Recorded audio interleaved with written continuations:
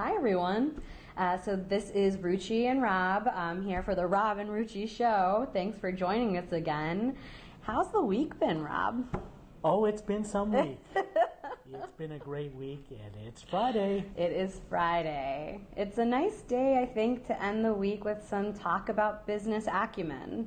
Last week we talked about change leadership, and I think change leadership is a really important topic. But this week, business acumen, what interests me from an instructional design standpoint is that a lot of people don't really think about business acumen as a really important skill to develop. They think it's just the domain of a finance person. So I'd love to start just talking about what is business acumen and why is it so important for everyone to develop? So a couple really quick things. You mentioned something that's near and dear to my heart this week because I've actually had the chance to sit down and speak to not one but two CEOs of Fortune 500 companies about this very topic, not knowing that you were going to ask me the question. And what's interesting is that at the CEO level, there is this acknowledgement that people within the organization don't have the ability to make the right business decision. Yeah. So to follow up your question, what is business acumen? I actually see it as three different things. And it's leveled. The first level is understanding how a business makes money. So how does any business make money? How does it sell things? How does it make things? What's the profit of the business? The second level is how does my business make money? Now it's a little bit more sophisticated. Now you're understanding, my customers, my supply chain, my own organization in terms of the cost and the operating model of the business, and how do we make money? Now there's a third level. This is what I was speaking to my friends, the CEOs, this week. Do I understand how my customers make money? Because if I can understand how my customers make money, I'm able to present a value proposition that's not about, oh, hey, look at how great my product is or my service. It's about how my product, my service adds value to your business, and I'm going to help you increase your revenue or your profit or help you meet whatever goals you're trying to do. So to me, that's what business acumen is all about. And why is it important for everyone in an enterprise or an organization to develop this? Seems to me, I would think, oh, well, I might just be in L&D, or I might just be in a function that doesn't really touch the profit-making center. Why do I need to know this? So here's the thing. In this VUCA world, and you know I'm a big VUCA guy. What does VUCA mean again for the viewers who might not know this? It is volatile, it is uncertain, it is complex, and it is ambiguous. That means things are changing all the time. Absolutely. We all now live in this environment where we're under such pressure, and especially the businesses that we work with. Shareholder interests, activist investors. Expectations have never been higher in a time where things are changing so quickly. So every single person within a company who receives a paycheck is there at the behest of the shareholder. And so everyone within the company needs to understand how the company works. It's no longer acceptable, oh, well, I'm in sales and I don't need to understand profitability. Well, guess what? One of the things that I heard this week is that salespeople who are uneducated in business acumen are making discounts and they're cutting prices. They're throwing things into the pile there, or they're not even pricing in the right way. And companies lose money when that happens, but there's no accountability because there's no business acumen. So it sounds like if you're not able to see the big picture of how a business runs, your top line and your bottom line, and make that connection, you might make some bad decisions in your daily work life. Well, it's top line, it's bottom line, and it's all the things in between. Because those things that are in between are what we call the operating expenses, as well as the cost of goods sold. And so people don't really understand the levels of knowledge related to even things like cost of goods sold. Sure. Well, what goes into a cost of goods sold? It's raw materials, it's labor, it's packaging, and it's those sorts of things. And those things that, make up the product or service. But then there's operations. Your sales expense. your marketing expense? How about R&D? Again, we're in this world where there's so much global competition. The ability to differentiate by investing in new research and development could make or break a company, but it also has to be in the right context. Is it enough? Is it too much? How much should I spend on R&D?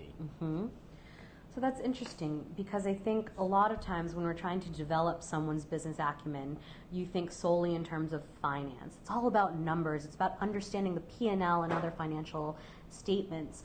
It sounds like from what you're saying, it's also this conceptual understanding of how a business runs. So could you maybe talk a little bit about what goes into actually learning business? So let me add a comment there. I think it's something a little bit different. Okay. And it's well beyond finance. To me, finance is really nothing more than the scoreboard for your strategy. And again, this is where we have a huge disconnect. The CEO that I met with yesterday was sharing with me a story about how they are spending so much money on new R&D and new innovation, and they're looking at different sorts of metrics of success, and most of the people in the company aren't aligned to the right metrics. So for example, if you're investing in innovation and you're investing in R&D, your metrics of success should be revenue from new products. But yet here they are, they're focused on revenue and profit and margin from old products. Total disconnect. So it's making the right connections, making the right decisions, understanding the organizational strategy. It's about alignment. It's about understanding how the C-suite, how the director levels, how the leaders of businesses are looking at their customers, they're understanding their value proposition, and they're aligning the business decisions to achieve the goals and objectives. And I'll tell you the other thing, Ruchi. What I'm also seeing, unfortunately, is that functions that are not directly tied to the business itself, such as HR, are also even more disconnected. So we see HR business partners who are really there with good intention and good heart, trying to find new employees, acquire them, train them, retain them, lift them up and get them promoted. But guess what? If you're executing a strategy of innovation and R&D, then the worst type of person that you can hire is somebody who's a cost buster and who is there to create operational efficiencies, because the disconnect is that they're going to look for ways to take cost out of the system and not put value into it in terms of innovation. Absolutely. Another disconnect. That's a great insight, and I think especially for anyone who might be watching from the L&D space, it's really important for us to think about when we're creating training and learning opportunities. Especially, we tend to focus on leadership gaps when, if we see these business acumen gaps, there might be some pretty focused training opportunities we can pursue. When you're thinking about developing business acumen, what are some of the tenets that you think maybe our L&D folks can look for? So I give this a lot of thought because, as you know, we work with a lot of R&D folks and a lot of L&D folks. And so one of the things that we're able to identify through assessments, really light assessments, are their ability to understand the relationship between the strategy of the business and the needs of the business from an HR perspective. Okay. And so the biggest gaps that I see are really ones where it's around conversations. Do the HR business professionals have the capabilities to sit down with a line manager and say, hey, Ellen, listen, I understand your strategy is X and you need these type of people. Where are the gaps we have today? Those conversations aren't happening. Interesting. So let's go back to, I think, this holistic view of business acumen for everyone. Does it look the same regardless of function, regardless of role, regardless of level, or are there differing ways and levels of business acumen? Yeah, I think it's levels. I think there's that foundation of everyone should know how a business makes money. Then once you start to get to that level 2 of understanding how I do think certain levels of specialization are required by function. However, the danger is that you become sideload. So you start to think about, how do I make money in my function? Could be marketing, could be sales, it could be finance. What we want to do is we want to make sure that we're understanding how we make money across the enterprise. Interesting. So more cross-collaboration, team building. It sounds like maybe exercises or learning opportunities that force you to work with people who are not on your team and think about these business decisions would be really beneficial. Oh, absolutely. Listen, the best companies in the world are spending money, not spending, let me say that this way. They're investing money in learning and development solutions that provide the opportunity for people to work together to understand how together they can achieve the goals and objectives. Now, if you're working, say, from a marketing standpoint, you're working with someone who's from sales and someone who's from R&D and someone who's from HR, what are the commonalities and goals that you might have in a team-based activity when you're doing something that's business acumen oriented?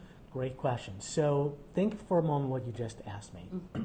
I'm in marketing. So what do? What am I essentially doing in my function?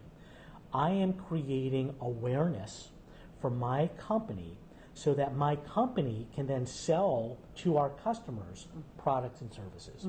Those other functions, R&D, HR, sales, they're there to execute their roles. So salespeople, once the awareness is created, they have to then go to their customers and position the value and sell it. The finance people have to count the money. The HR people have to make sure that there are people there to do the jobs. So it's all interrelated, and it all has to be aligned around the strategy, the goals, and the objectives. Sounds simple, but as we know, it's really hard. Especially if you're in your own function and you have your own goals and your own metrics and KPIs to hit. Oftentimes it sounds like you could have tunnel vision. Well, you could actually have conflict. And that's true. Another topic for another day. Absolutely. But let me give you a real quick example because I know we're running out of time. Sure. Sales and marketing inherently have different goals and objectives, and they're in conflict. Sales is driven by revenue. Marketing is driven by market share. And so what happens? Well, if you're driven by sales revenue, you might discount. Absolutely. The marketing people are saying, well, wait a second. My market share is going down because you're not charging enough. It really creates a very difficult situation, again, when it's not aligned. So it sounds like, to sum this up, in order to develop business acumen, which is crucial in order to move your business forward, there needs to be communication and understanding of the business strategy, alignment across functions, and understanding of how to execute. Yeah, and I think it's transformative as well, that this sort of communication, if it's done well, can transform a decent performing company into a great performing company. That's great. I think that's a great note to end on this week. For people who are more curious about business acumen and our business acumen solutions, please leave a comment and we're happy to reach out to you guys. If you have any questions or topics for next time, also leave a comment. We're happy to pursue that topic in our next Rob and Ruchi Live. Bye, everyone. Bye.